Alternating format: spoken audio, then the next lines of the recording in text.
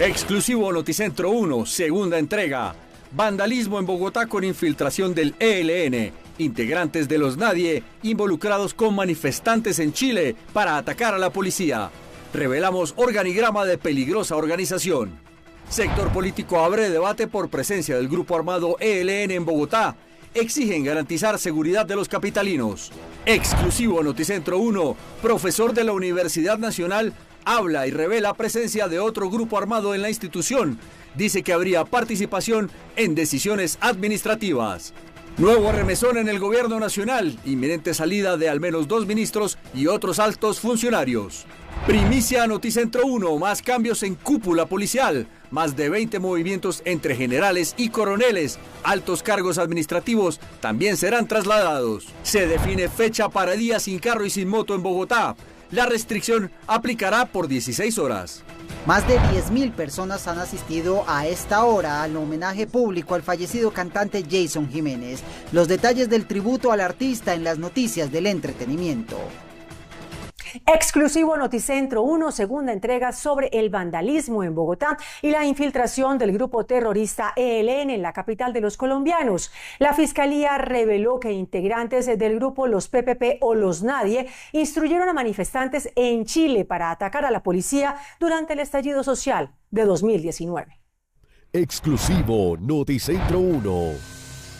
Segunda entrega de los hilos del vandalismo en Bogotá. La banda de los PPP o Los Nadies, según la Fiscalía, con presuntos vínculos con la guerrilla del ELN para realizar actos vandálicos en Bogotá, no solo habría participado en ataques a la fuerza pública en la capital del país. El ente acusador advierte que sus integrantes fueron a Chile y participaron en el estallido social de 2019 y 2020. Según la Fiscalía, instruyeron a manifestantes de cómo combatir a la policía de ese país.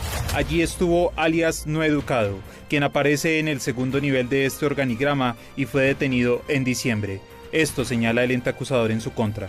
Igual ellos tienen mucha experiencia en los estalles. Por ejemplo, No Educado fue un man que para el estallido social que se presentó en Chile para el año 2019 fue a ayudar y a organizar a los chilenos para que pudieran pelear con la policía de ese país. Por eso se tiene o también tiene el respeto y el respaldo de los demás del grupo, porque casi nadie ha ido a otro país a enseñar cómo se hacen papas bombas o bombas molotov y además enseñar cómo se deben parar en un tropel con los tombos para que no los cojan. La banda, dice la Fiscalía, tenía roles claros, entre ellos además de No Educado, quien habría estado en los ataques a la policía en Chile. Como líder aparece alias Salvatore, quien sería la persona que definía los días que se harían los actos vandálicos, además como otros actos de logística en inmediaciones de las universidades. En el liderazgo nos encontramos con el señor Esneider Sebastián Cantor Cortés, alias Salvatore. Esta persona sería la encargada de convocar, liderar y dirigir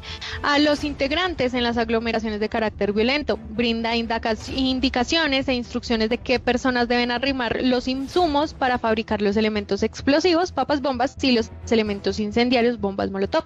Asimismo, es quien organiza los roles de los demás integrantes. Esto es, designa las labores de quien fabrica los elementos y quien los lanza con posterioridad.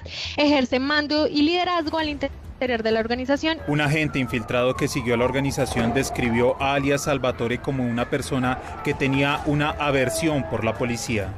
Salvatore es un man que tiene un odio irracional contra los tombos y lo demuestra con todo lo que hace, dice y publica en las redes sociales. Creo que este man es uno de los que más seguidores tiene en redes por todo lo que publica.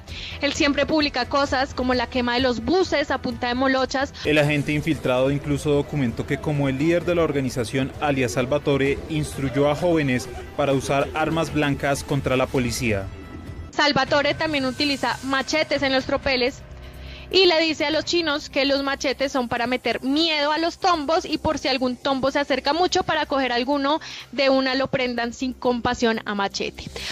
Sobre los integrantes de la organización que aparecen en el organigrama, la Fiscalía señala que no solo tendrían relación con actos de vandalismo en las universidades, pues se recolectan testimonios por su relación con la primera línea. Ellos también hicieron parte de los llamados portal resistencias o primeras líneas que se crearon en el año 2021 y 2022 debido al estallido social. Pero apenas se fue calmando lo del estallido, esta gente se quedó quieta por un tiempo. Luego comenzaron a ingresar a las universidades como la Nacional, Distrital y Pedagógica para comenzar a armar todo el tema de los estalles, confrontación, pero desde las universidades.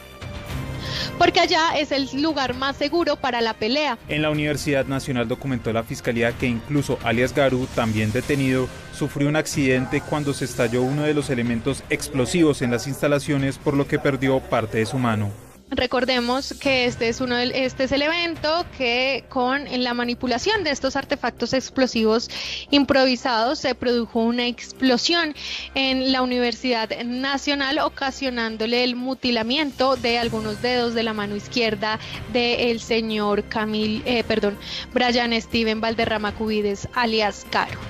Estos señalamientos serán usados en el juicio que se aproxima contra los 11 integrantes de los PPP o los Nadie. Y es que aunque con esta carta congresistas cercanos al gobierno Petro pidieron garantías y que estas 11 personas se enfrenten su proceso en libertad, por lo pronto los acusados permanecerán detenidos. Mañana espere la tercera entrega con las amenazas de la banda a la Policía Nacional. Sectores de la política reaccionaron a las revelaciones de Noticentro 1 exigiendo a las autoridades celeridad en los procesos y que garanticen la seguridad de los ciudadanos en Bogotá. Las denuncias sobre una posible infiltración del ELN en universidades junto con antecedentes de terroristas en Chile y ataques contra la policía desataron una ola de reacciones políticas en distintos sectores que coincidieron en rechazar cualquier forma de injerencia armada en espacios educativos y civiles. Ya hemos visto una cantidad de decisiones de este gobierno que buscan crear inestabilidad, que buscan al mismo tiempo hacer populismo económico. El gobierno está desesperado por tratar de interferir en las elecciones de mayo de este año y está haciendo todo lo que hacen los dictadores, los autócratas latinoamericanos. Gastar, gastar, gastar, tomar medidas populistas. Me parece gravísimo, pero es una manifestación más del desorden y el crecimiento de los temas de ilegalidad y violencia que ha tenido el país al amparo de la paz total y de todas las estrategias similares adelantadas por este gobierno. Desde sectores de derecha y centro se advirtió que estas alertas confirman el riesgo de instrumentalización de universidades por parte de grupos armados ilegales y se pidió al gobierno reforzar la inteligencia. Que decepciona porque encontramos en los escenarios de educación superior un escenario que debería estar completamente alejado de la violencia, del conflicto y sobre todo de la instrumentalización de esa libertad de expresión y de ideas que sucede en el marco de la educación. La seguridad y la protección de la fuerza pública, especialmente tras hechos como los ataques con machete a policías y una explosión dentro de una universidad.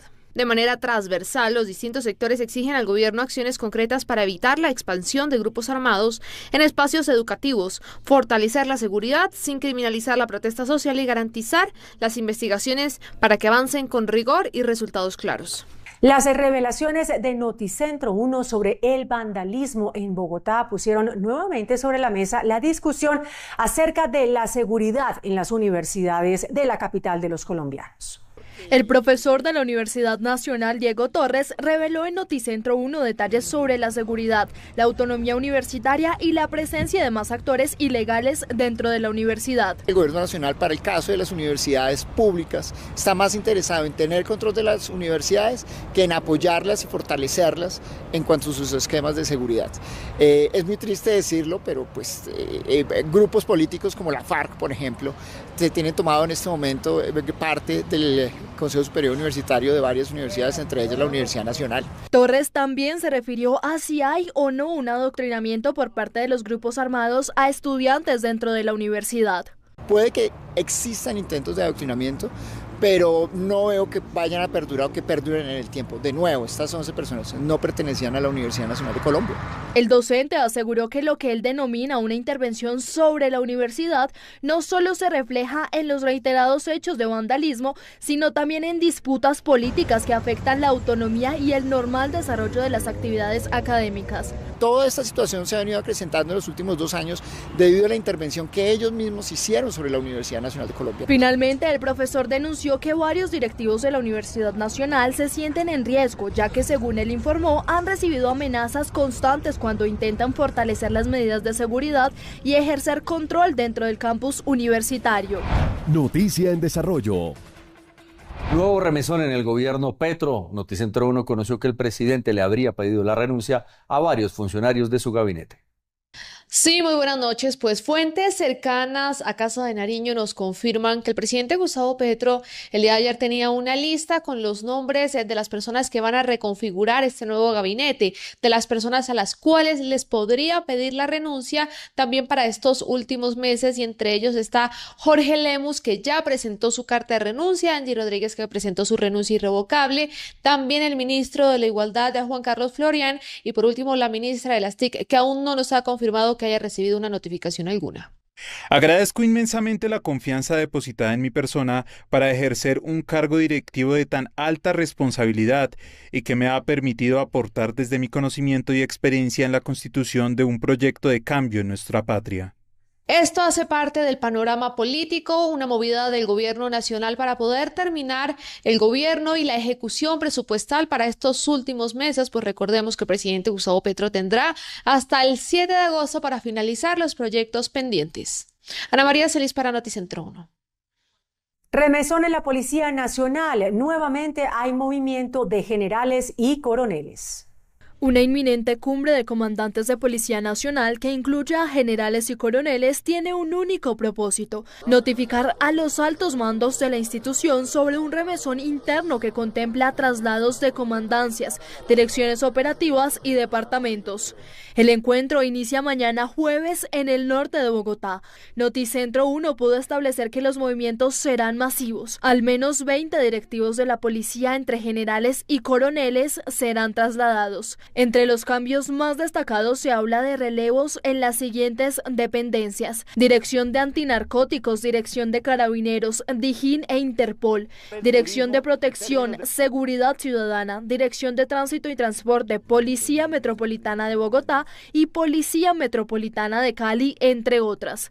Un dato no menor tiene que ver con una orden directa del general Rincón: retirar a generales y coroneles de oficinas administrativas para llevarlos a cargos operativos. Los relevos en la policía serán dados a conocer oficialmente mediante una rueda de prensa este viernes 16 de enero. La directora del DAPRE y secretaria general de la Presidencia, Angie Rodríguez, renunció de manera irrevocable a sus cargos. El DAPRE informó que Angie Lizeth Rodríguez Fajardo, por iniciativa propia y de manera libre y voluntaria, presentó su renuncia irrevocable a los cargos de directora del DAPRE y secretaria general de la Presidencia de la República. Angie Lizeth Rodríguez Fajardo informa: por iniciativa propia y de manera libre y voluntaria presento renuncia irrevocable al cargo de directora del DAPRE y secretaria general de la Presidencia de la República. Me voy con la frente en alto y con tranquilidad. Me siento orgullosa de ser una mujer humilde y popular que representó con dignidad y honestidad este alto cargo en el Estado. La exfuncionaria explicó que asumirá el nuevo reto dentro del gobierno nacional, esta vez como gerente en propiedad del Fondo de Adaptación, entidad encargada de proyectos de reconstrucción y mitigación de riesgos en el país. Se siguen exponiendo las fisuras al interior del gobierno Petro tras las denuncias del director de la Unidad Nacional de Gestión del Riesgo, Carlos Carrillo, sobre despidos masivos en el Fondo de Adaptación. Desde la Casa de Nariño, el director de la Unidad Nacional para la Gestión del Riesgo y Desastres, Carlos Carrillo, ratificó su denuncia por presuntos despidos masivos en el Fondo de Adaptación, señalando que varias familias se habrían quedado en la calle sin previo aviso. En paralelo, el funcionario aseguró que fue retirado del chat de WhatsApp que reúne a los directores del Gobierno Nacional, decisión que atribuyó directamente a la entonces directora del DAPRE, Angie Rodríguez, tras expresar su molestia por su alocución realizada desde Palacio. Creo que si yo tuviera alguna intención de atrincherarme en el cargo, pues simplemente guardaría un prudente silencio. Lo que es cierto es que a la señora Angie Rodríguez, el presidente en el pasado ya le pidió la carta de renuncia y por algún motivo no la dio. Uno en este tipo de trabajos es un fusible. Si a uno el presidente le pide la renuncia, uno se va. Uno no puede convertirse en un obstáculo para el gobierno. Y yo siento que lo que está haciendo la doctora Angie, por ejemplo, la masacre laboral que llevó a cabo en el Fondo de Adaptación este 1 de enero, donde 15 familias se despertaron en la calle sin previo aviso. El director de Gestión del Riesgo explicó que su inconformidad se dio por considerar que se estaba abusando de la institución presidencial, al tiempo que recalcó que la Casa de Nariño es de todos los colombianos y no representa una agenda personal. El Tribunal Superior de Bogotá negó una tutela que esperaba tumbar la sanción a la campaña Petro Presidente por violación de topes. El Tribunal de Bogotá negó una tutela con la que el pacto histórico buscaba suspender los efectos de la sanción del Consejo Nacional Electoral en contra de la campaña del presidente Gustavo Petro por la violación de los topes electorales. Los magistrados determinaron que la tutela no es el camino para anular la multa y dicha determinación exclusivamente puede ser analizada por la justicia contenciosa administrativa. Así las cosas, se mantiene la sanción que incluye multas al determinar que la campaña presidencial excedió los topes en más de 3.500 millones de pesos en primera y segunda vuelta. Regiones. Tras el recrudecimiento de la acción criminal del ELN y el Clan del Golfo, la Defensoría del Pueblo emitió una alerta temprana para 3 municipios del departamento de Risaralda. La Defensoría del Pueblo emitió la alerta temprana 001 de 2026 ante el grave riesgo de violaciones a los derechos humanos y el derecho internacional humanitario en los municipios de Belén de Umbría, Mistrató y Pueblo Rico en el departamento de Risaralda, debido a la presencia y expansión de grupos armados ilegales que buscan el control territorial de economías ilícitas. De acuerdo con el documento, en estos municipios se registra la operación permanente del Ejército de Liberación Nacional, ELN, así como el Clan del Golfo. Los resultados de las investigaciones que se hicieron en campo, en terreno, demuestran que se estaba consolidando un grupo que venía ocupó el espacio de la antigua FARC, del frente que tenía aquí, y desde luego llega el otro procedente de Antioquia que utiliza corredores, minería ilegal, y desde luego tiene una actitud de dominar todo el terreno. La Defensoría advierte que estos grupos armados vienen desarrollando acciones de control social, imposición de normas de conducta, amenazas, extorsiones, restricciones a la movilidad, presencia armada en zonas rurales y actos de limpieza social. Estamos esperando la citación del Ministerio del Interior para la CIPRAC, que sería con la presencia de los mandatarios de los municipios, con los integrantes del gobierno nacional, porque sobre esa alerta hay 27 recomendaciones que deben cumplir los institutos descentralizados del orden nacional, las regiones, en este caso la gobernación de Risaralda, los municipios de Belén, Mistrató, Pueblo Rico. El informe señala que el riesgo se incrementa por la disputa territorial entre el ELN y el Clan del Golfo, lo que podría derivar en enfrentamientos armados, desplazamientos forzados, confinamientos, homicidios y reclutamiento de niños y niñas y adolescentes. En el Valle del Cauca, un hombre fue asesinado cuando se dirigía a reclamar el cuerpo de su hermana, quien había sido asesinada unas horas antes. La policía asumió la investigación luego del ataque armado que se registró a las afueras de la sede de Medicina Legal en Palmira. Un hombre que iba a bordo de un vehículo fue asesinado y otra persona resultó herida. La víctima tenía relación con otro crimen registrado en la noche del lunes en Candelaria Valle. Esta persona, familiar o hermano de una mujer de 29 años, quien el día anterior en el municipio de Candelaria, junto a otro sujeto, habían sido víctimas de un atentado sicarial en un establecimiento comercial. Las autoridades intentan dar con el paradero de los responsables de ambos casos, que permitan esclarecer estos hechos que se presentaron tanto en el municipio de Candelaria como en el municipio de Palmira, y que al parecer tendrían como conexión actividades delictivas dedicadas específicamente al microtráfico. El hombre asesinado en Palmira fue identificado como Joan Carlos Grajales Gutiérrez, mientras que su hermana se llamaba Lady Calderón Gutiérrez. A propósito del traslado de presos de alta peligrosidad a cárceles de Barranquilla, representantes de los gremios y analistas aseguran que los penales de la capital del Atlántico no cuentan con las garantías para albergar este tipo de internos. Las cárceles en Barranquilla están en el centro del debate, principalmente por las bajas garantías en seguridad.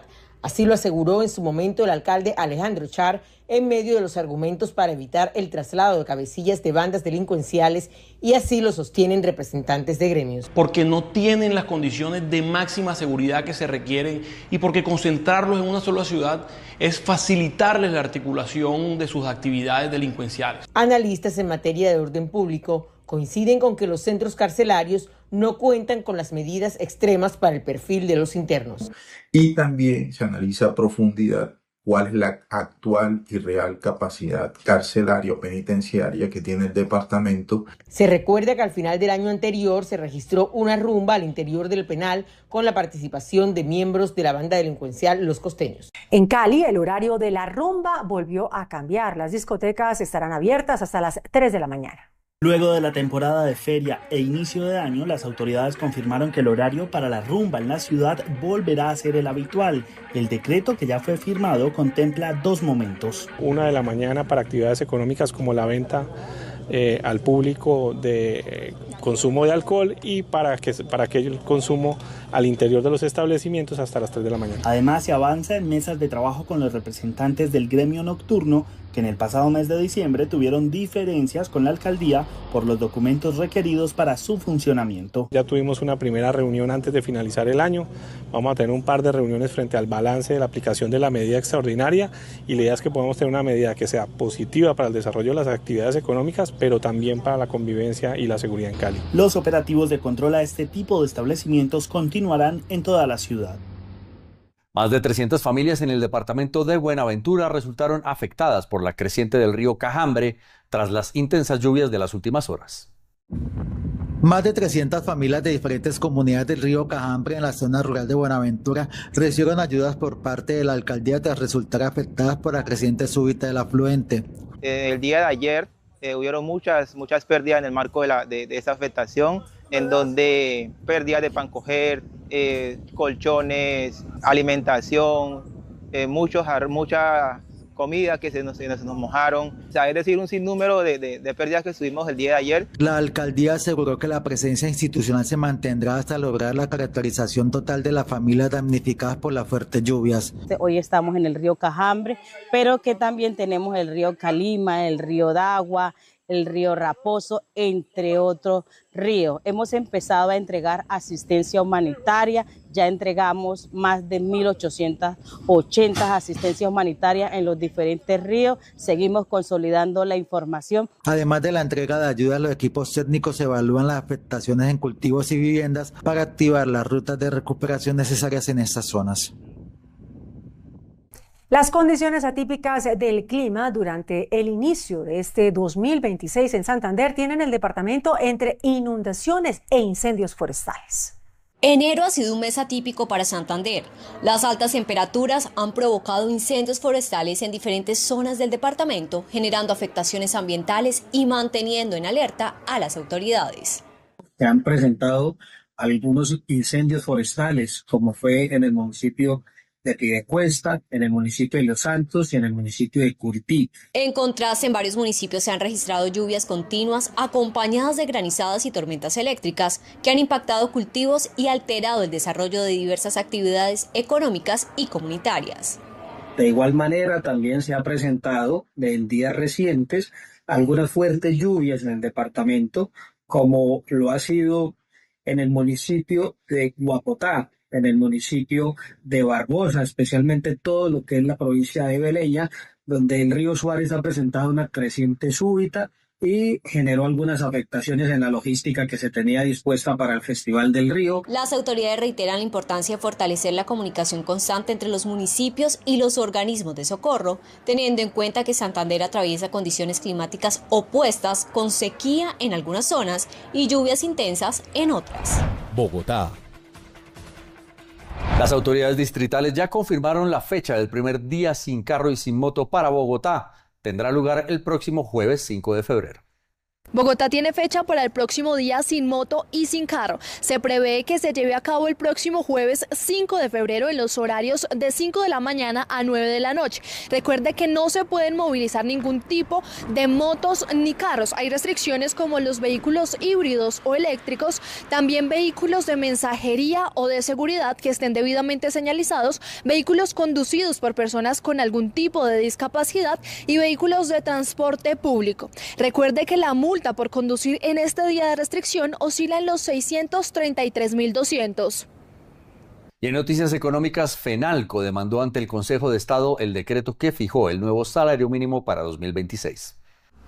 Como se esperaba, la Federación Nacional de Comerciantes FENALCO demandó ante el Consejo de Estado el aumento al salario mínimo para 2026 y pidió su suspensión inmediata. El gremio, que no participó en las mesas de concertación salarial, advierte deficiencias legales graves y riesgos económicos y sociales para el país. De no corregirlo, se perderían alrededor de 772.340 empleos y se cerrarían innumerables empresas, sobre todo pequeñas y medianas. Queremos llamar la atención del Consejo de Estado del grave perjuicio que tendría para Colombia y la desestabilidad económica que nos sometería un incremento desorbitante como el que se hizo a finales del año pasado. El dirigente sostiene que el decreto no explica de manera clara y verificable cómo se pasó de variables económicas que justifiquen ajustes del 6,21% a un incremento del 23,7% sin sustento técnico suficiente. Colombia tiene que cuidar su economía, tiene que cuidar su empleo, tiene que cuidar sus trabajadores y tiene que cuidar sus empresarios.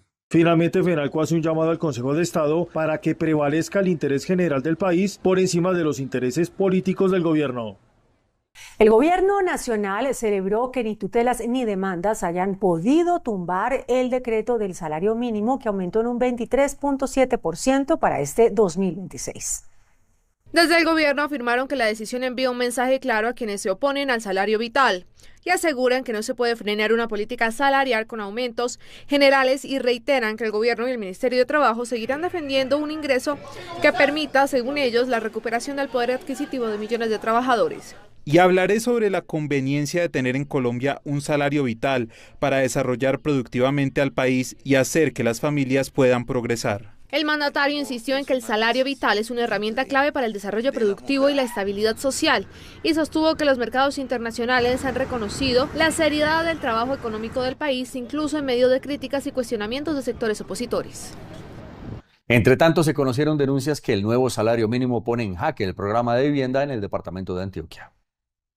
El aumento del salario mínimo decretado por el gobierno nacional ya impacta el programa de vivienda de Antioquia. La gobernación advierte sobre costos que podrían reducir las soluciones habitacionales y afectar a cerca de 12.000 familias en el departamento. Solamente la Secretaría de Infraestructura tendría que buscar 335.000 millones de pesos por las obras que ya están contratadas.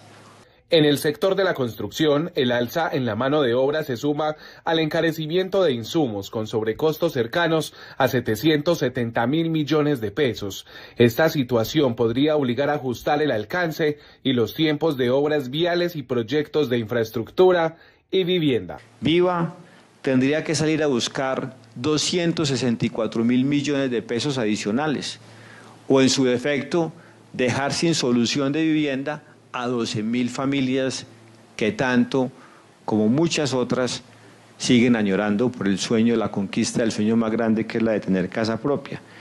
Pese a este escenario, la gobernación de Antioquia asegura que mantendrá 200 frentes de obra y más de 11.000 empleos mientras busca alternativas para proteger la inversión y el acceso a vivienda en el departamento. El gobierno nacional y la embajada de China en Colombia afianzaron sus lazos a través de la nueva ruta de la seda. Con el fin de fortalecer las acciones conjuntas en el llamado Acuerdo de la Ruta de la Seda, Colombia se reunió con China para avanzar en la puesta en marcha de proyectos estratégicos del territorio nacional. El país busca el modelo de las asociaciones público-privadas para atraer la inversión, experiencia, capacidad técnica, escala industrial y trayectoria del gigante asiático en el desarrollo de proyectos de infraestructura, energía y conectividad.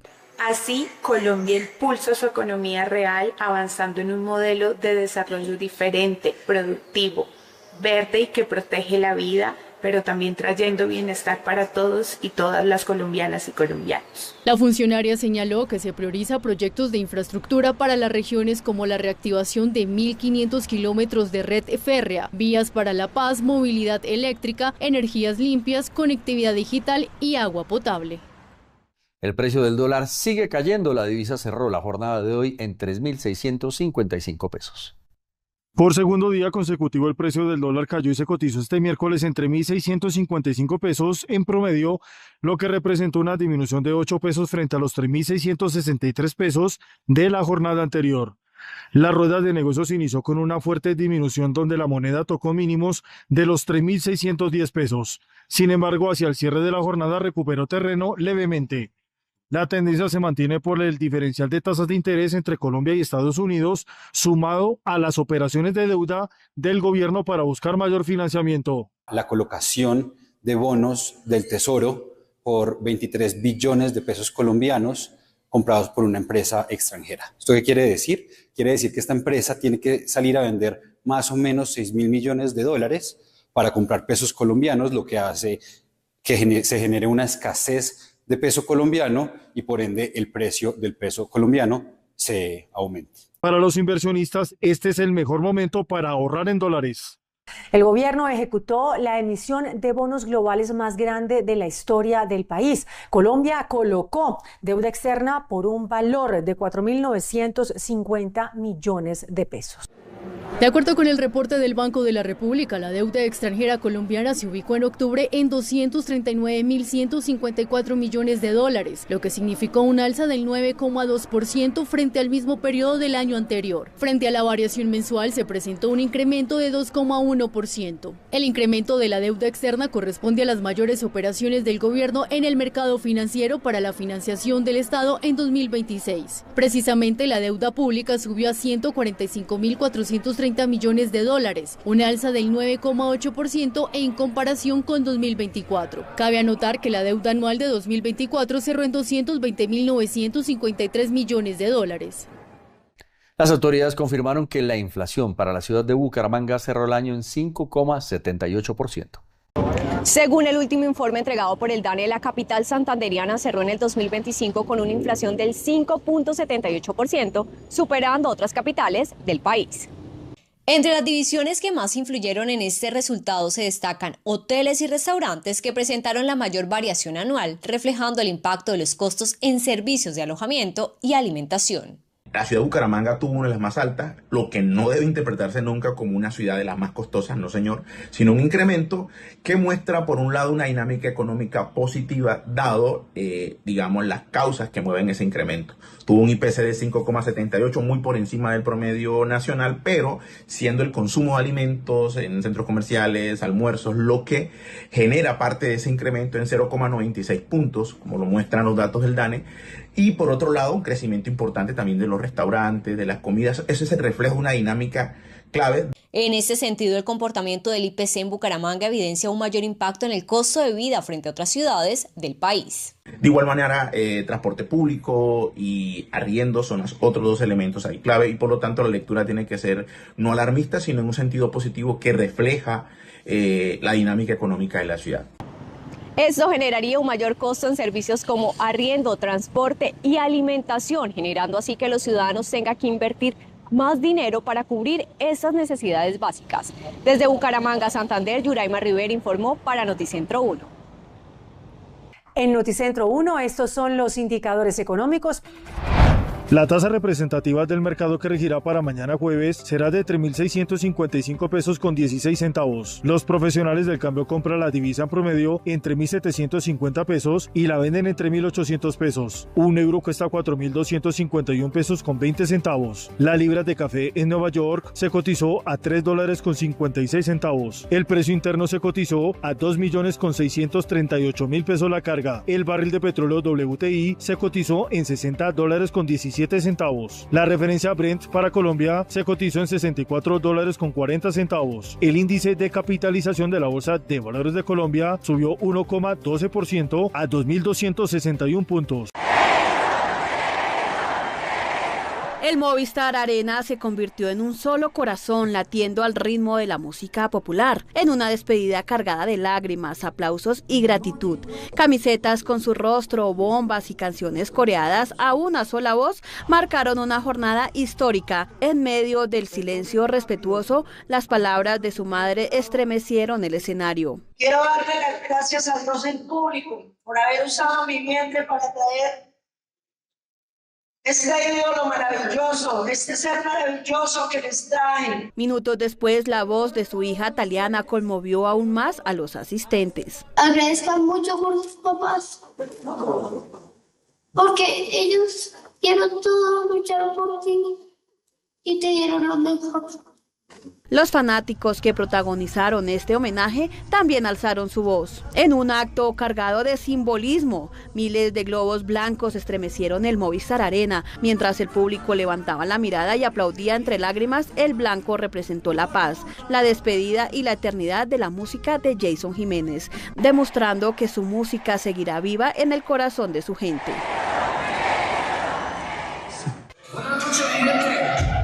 Yo soy Jason Jiménez El homenaje a Jason Jiménez reunió en el escenario a sus amigos y colegas de música popular, quienes interpretaron uno a uno sus grandes éxitos en una tarde cargada de nostalgia y gratitud. Cada canción fue coreada por el público como acto de despedida y celebración, mientras los cantantes invitados recordaban no solamente al intérprete, sino al amigo, al compañero de escenarios y al soñador que conmovió a miles de personas.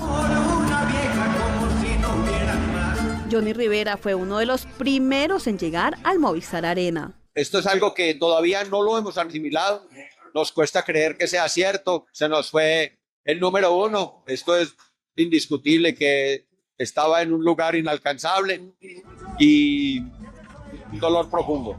Por su parte, Elder Dayan destacó su talento y nobleza. Cantamos mucho vallenato porque era enamorado del vallenato.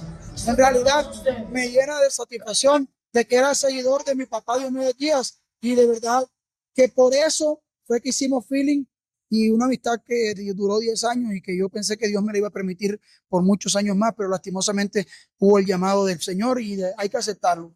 Hay que aceptarlo y a todos los jimenistas y a todos los amantes de la música popular, fortaleza para soportar esta gran pérdida. ¿Tenían pensado hacer música también? Claro, si nosotros cada vez que cantábamos en la tarima decía que vamos a grabarlo, pero siempre quería grabar una canción de mi papá conmigo.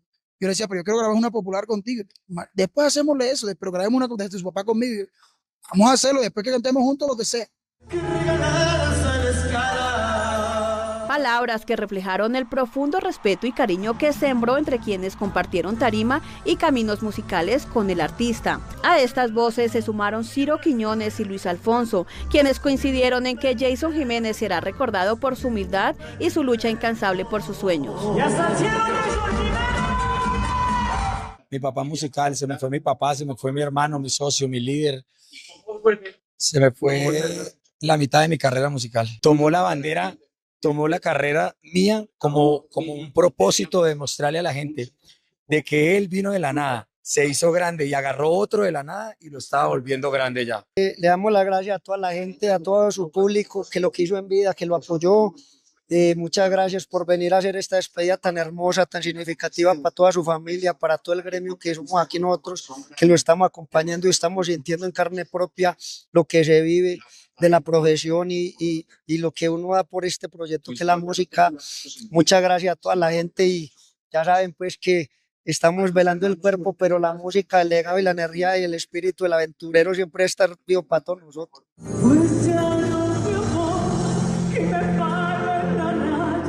A este emotivo homenaje también se sumaron reconocidos artistas del género como Pipe Bueno, Pasabordo, Arely Senado, Franci y Alexis Escobar, quienes acompañaron la despedida de Jason Jiménez con sus voces y mensajes llenos de cariño y respeto. Un aplauso, Movistar, ¡que viva la vida! Desde el escenario recordaron su calidad humana, su pasión por la música y los momentos compartidos, dejando claro que su recuerdo seguirá vivo en cada canción y en el corazón del público que lo acompañó hasta el final.